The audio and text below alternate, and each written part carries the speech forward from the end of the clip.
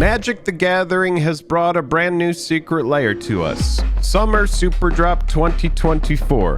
There have been 2024 summers that have existed, and on this summer, we bring you new Magic cards. There have been way more than 2024 summers. I just want to clarify, I cannot move forward until we all acknowledge that there have been way more than 2024 summers. Then what is the point of numbering the summers 2024 if it's not the 2024th summer? What is the point of this super drop? As an enormous thank you to all of our Patreon supporters, we have gotten you a bunch of bubbles. Look at all these bubbles. They're all for you, patrons. They're all for you. Everybody grab one. Don't take more than one, please. This episode of Jake and Joel Are Magic is brought to you by Drip Shop. We will be live Thursday, June 27th at 9 p.m. Eastern. That's our next show on Drip. We gave away a ton of Modern Horizons 3 collector boosters on the last show, and this time we have got mystery giveaways, y'all. You might win some collector packs of Modern Horizons 3. You might win a signed card, and in these, the high prize is we have 2 full, ready-to-go commander decks. We have Niv Mizzet Perrin, and then also Muldrotha the Gravetide. As I look through this Muldrotha deck here, there's actually a Demonic Tutor in here. There's some other really fun cards. So it's all stuff that's built from my collection. Our store is going to be filled with signed singles. We've got packs. We've got all sorts of stuff. Show's going to be a banger. Check the pinned comment. Go ahead and click on that. That's a direct link right to the show on Thursday. Click that RSVP button for us if you would, and we'll see you there. Secret Lair Summer Super Drop 2024 is upon us, Jake. The notable one here, the Assassin's Creed crossover and another foray into Miku. We know we got Miku coming at us for the rest of the year, but we should start Lots here. of Miku. Secret Lair Yeah. Assassin's Creed Da Vinci's designs with Blade of Selves, Conqueror's Flail, Dark Steel Plate, shout out Jake, Death Render, and Whisper Silk Cloak. Are these the coolest Magic cards you've seen in a long time or not?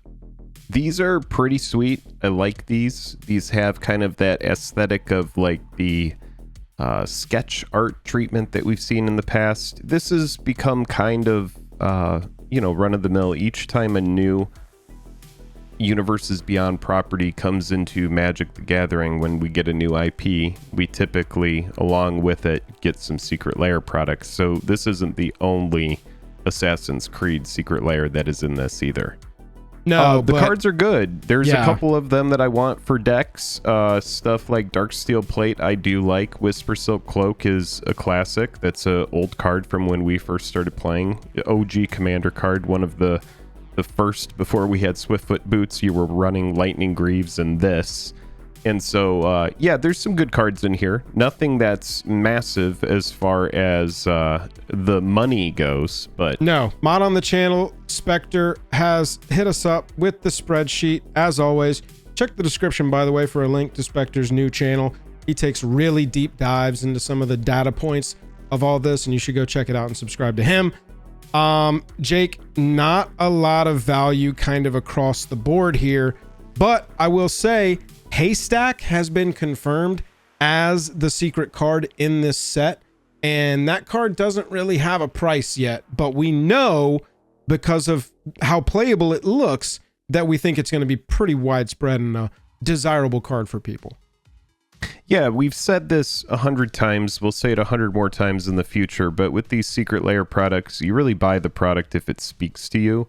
A lot of these at this point will go on the secondary market and be comparable to what their price was when they're available in Secret Lair.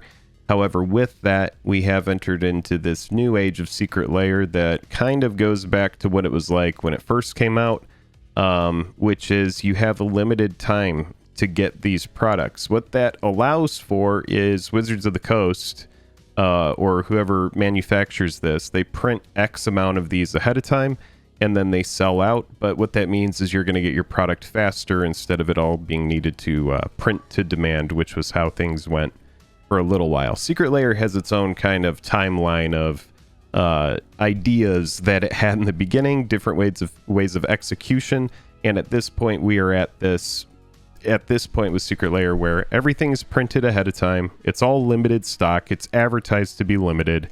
And in these last 2 super drops, we've had stuff that is sold out.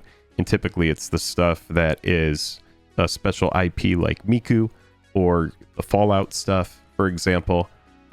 Or in some cases, the art like the Ravina Kai is just so poppin' and foil that something like that may sell out as well. So jumping from the history of Secret Lair to the historical looking Da Vinci's designs, $22 worth of value in a $30 layer if you just want the cut and dry of it. Secret Lair X Assassin's Creed with Lethal Legends brings us quote-unquote Godzilla treatments of Najila, Kelsian, Queen Marchesa, Ramses Assassin Lord, which is relevant. Lots of assassins printed recently. I think people are going to want this. If they want to build an assassin deck, they're going to want to pull in Ramses in the Assassin's Creed treatment. I think that this one in particular will be very desirable long-term. And then Edward Jackdaw Captain as Admiral Beckett Brass, or the other way around, depending on how you want to look at it. Very cool, very IP driven. The Assassin's Creed people are going to absolutely love this. And I think, Jake, that we shouldn't underestimate a layer like this, because it's these that sort of end up sneaking under the radar. I'm thinking things like the D&D Secret Lair, the movie-based one. This isn't exactly the same, like one-to-one comp on that. However, I'm seeing specific characters that people will never get another card to potentially play with, at least not in like this playable. Queen Marchesa, Kelsey, Najila, Ramses if you want it, Beckett Brass if you want pirates. I think that this one people should keep an eye on. This one's cool because it's all legends, right? Right. So all of those are potential commanders, which we know is a very attractive group of people to advertise to. Yes. If everybody has like something here, you know, this seems well executed. Yeah, 100%. $20 worth of singles here, with the Lethal Legends price being largely driven by Najila, because people want a CEDH commander. Right. And now Ivor, I don't know how to pronounce that. I just pronounced it wrong. Get down in the comments and tell me about it. Raven Clan champion. Najila the Blade Blossom is a really desirable piece there at $14. If I was more passionate about Assassin's Creed, I would like this all a lot more. I'm certain 100%. Same. I mean, for me, with Ramses Assassin Lord, that's why I brought it up so much. That is where I would be thinking. If I was just like, oh my God, I got to get Assassin's Creed going. I'm going with this person, Master Assassin here, and we're rocking it out. Jake, Hatsune Miku. I don't know if you can see him. I've got my 4 back there on the shelf from the first time. I plan to get another bundle of the non-foil and the foil, 2 of each, especially for this one, because damn, there's the soul ring. I know the value's not there, but if you want the Miku in your deck, you're gonna really need this card. Really need this card. That's my little jingle. Yeah, for and the Song of Creation Hatsune is Miku. good. Thespian Stage is a card that's great. I was just playing Commander last night, and you know, you get the combo going with Thespian Stage, get your Merit Lage online. Yeah, dude. Also, whatever the secret card in here is going to be, I haven't seen it, but Diabolic Tutor. You know, this card leaves a little bit to be desired, but there's also a lot of people that play Diabolic Tutor anyway in Commander. It's a very chill, good, casual commander card that does what Demonic Tutor does, just for 2 more mana. Right. And then you have Court of Calling, which is an excellent card, and then also Child of Alara, which is kind of a card that I would say is probably one of the weaker cards here. The reason being is because Child of Alara has a really, really punishing effect that says, when it dies, destroy all non-land permanents. They can't be regenerated. I will counter that with, I will agree with you. Child of Alara, not a commander I would recommend people build. I will counter with, if you buy all 4 Hatsune Miku Secret Lairs and you just want to jam them all into one single commander deck, if they don't print another 5-color Legend Miku Godzilla treatment whatever card in the next 2 of these to come out, this is your choice. This is the one. To me, makes this one with the commander that you need and the soul ring that you need. That makes this one kind of a stellar. Like, if I felt like this way about the first right? one, right? Exactly. I obviously feel the same way about this one. I mean, look, singles prices here, y'all. Ay, ay, ay. There ain't no Yikes. value. Miku Digital Sensation, $8 on a $40 secret layer, homies. They're They know what leaning they're not doing. on value. Yeah, dude. They're leaning on Hatsune's blue shoulders. I'm assuming the shoulders get blue from the hair dye like rubbing onto the shoulders. I don't really know how those Possibly. things work. That hair Jake- might be natural, bro. Oh, yeah, that's true. That's very true. Yeah. Natural. Prince of That's funny Darkness. about an AI person. Prince of Darkness. Jake, Yeah. really cool looking cards here. Like, just looking at them as a group, I'm in love with this art style. They're sick. They're honestly freaking awesome. The cards are good too. Prosh, Dictate of Erebos, the Mayhem Devil is an absolute all-star. Fecundity, also a very good card. Yeah, I like what's going on here. These are, I mean, you being a Prosh player, does this speak to you at all? It really does. And it also speaks to what I would recommend people buy when these secret layers get arranged and released. This is a commander starter kit right here. All 4 of the cards can go in a Prosh, and on top of that, bonus points, they're good in a Prosh deck. They're not just in the color identity and happy day we can say that I'm going to put them all together. These are good cards. This is a Prosh starter kit right here with really sweet art, at least in my personal opinion. So this one seems like a home run to me. So I think that's awesome. As far as the value goes for this one, really not there. Prince of Darkness here, $13 on a $30 secret layer. Really not a lot driving any kind of value over here, except for the Dictate of Erebos. You got almost $11 on a killer enchantment in a killer style. I don't know. Do you like this one?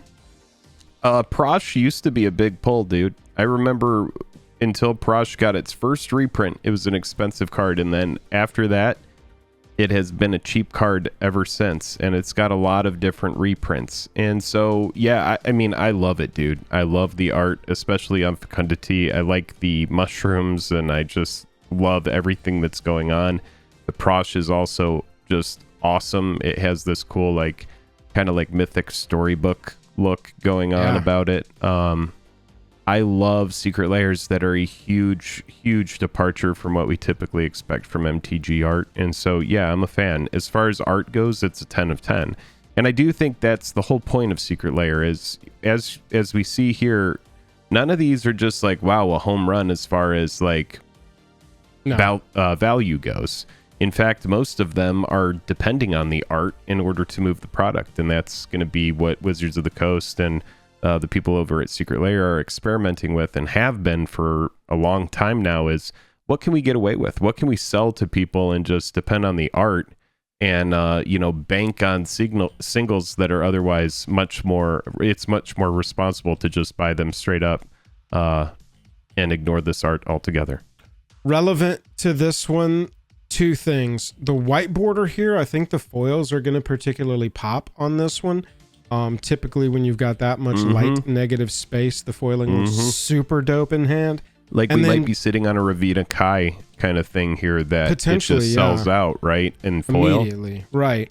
Yeah. Because then the second part of that is that all 5 of these are by the same artist. It is very rare, y'all, that they have a secret layer where every piece is by the same artist and they don't also get the secret card as well. So potentially 6 cards in this treatment that all match a Prosh deck, and who knows, it's a die roll of whatever the value of the secret card is. Could be nothing, could be something, could be a basic land and the artists just also wanted to throw a basic in there or something, and it could be anything on top of that as far as high value. So lots of interest with this one from me personally, and also interest to watch it and see how the price goes and what that secret card ends up being. And then we have Not a Wolf, which is from a book. We did not really know what this meme was or what this was referencing. Yeah, and this IP. is essentially wolves doing human things is my understanding. And what they did is they took it as an opportunity to reprint some werewolf cards. Yep. Value wise on this one, looking at wolves, this stuff has been reprinted. This stuff has been purchased through You know, Yeah. if Second inventory of Harvest these is good. cards were moving, these were moving when this set came out, quite honestly. So not a lot of, value happening here.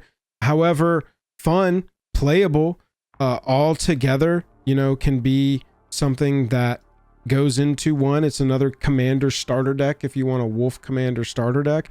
And I don't hate the art style. They got some really No, it's cool. big artists on this. It's kind of crazy. The IP that they're crossing over with this, I'm not familiar with. Seems kind of funny. We looked at the book just to kind of familiarize ourselves with what was going on. But this one, they got Zoltan, Boros, and Kev Walker, Greg Staples, Johan Voss.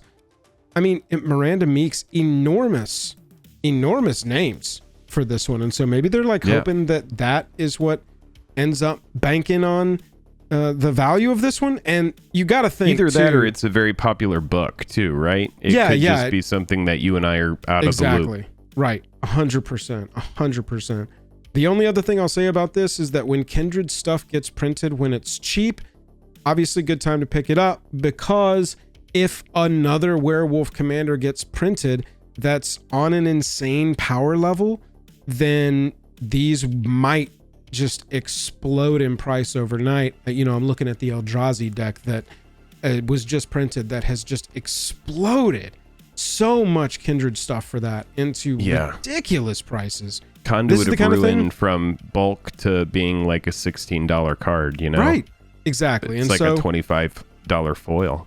If you end up wanting Howl of the Night pack, Averbrook Caretaker, and this is the art that speaks to you, this will be the only time to grab it.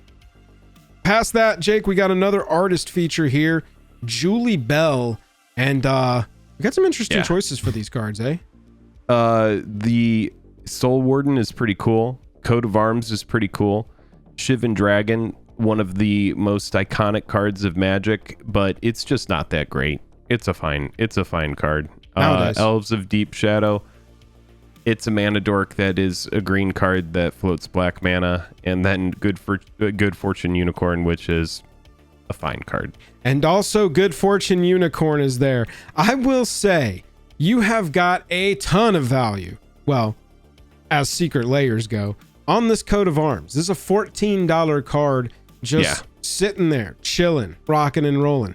Past that, Shivan Dragon, 45 reprints, 13 reprints on Soul Warden.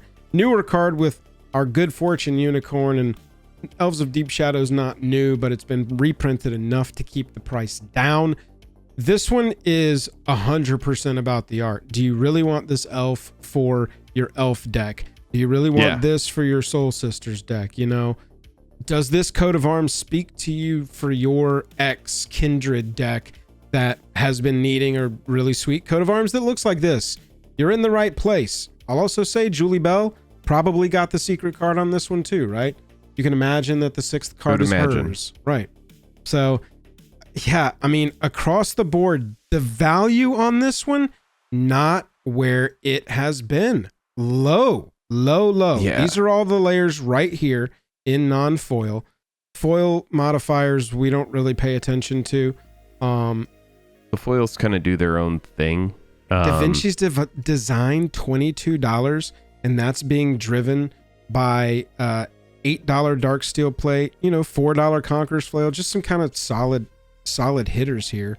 But what do you think? What of this are you picking up? What of this are you interested in? The value ain't there, so this is gonna completely sit on, do you like it? This for me is likely, I may just realistically get the non-foil bundle just because of Hatsune Miku, Assassin's Creed, and then I do like the Prush Secret Lair.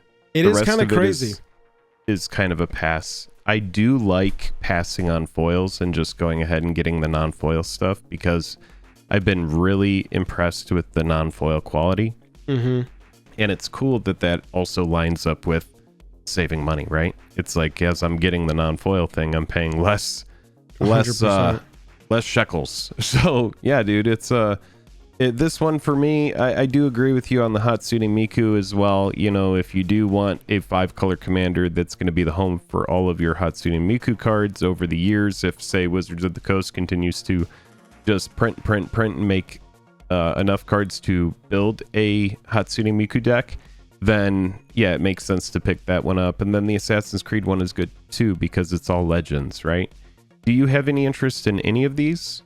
Yeah, I was just sitting here thinking, I think I will probably sell some singles to try and buy a single copy of this one, foil. I would like this one in foil because I think it's just going to look really unique in foil. And then I'll probably see, if I can get a trade going or sell some singles again to get a single copy of the Prosh for myself. Past that, I've put some money aside that I'm investing into the Miku stuff. I really like last time how they just provided a bundle that was the 2 non-foil and the 2 foil. And so I think that is just going to be what I pick up for each one of those. And then hopefully just kind of arbitrage those off as the Marvel stuff comes out, and that funds my Marvel purchases. So yeah, overall, it's kind of interesting how much they've convinced me to buy out of a Lair drop that seems kind of lackluster overall, and definitely value-wise lackluster. Again, shout out to Spec for providing us with this spreadsheet. But we say that all the time, right? It's like, don't buy it unless it speaks to you. You know, these are for personalizing your decks, and what is not interesting to us may be absolutely amazing to another person. So, you know, it really comes down to your own preference.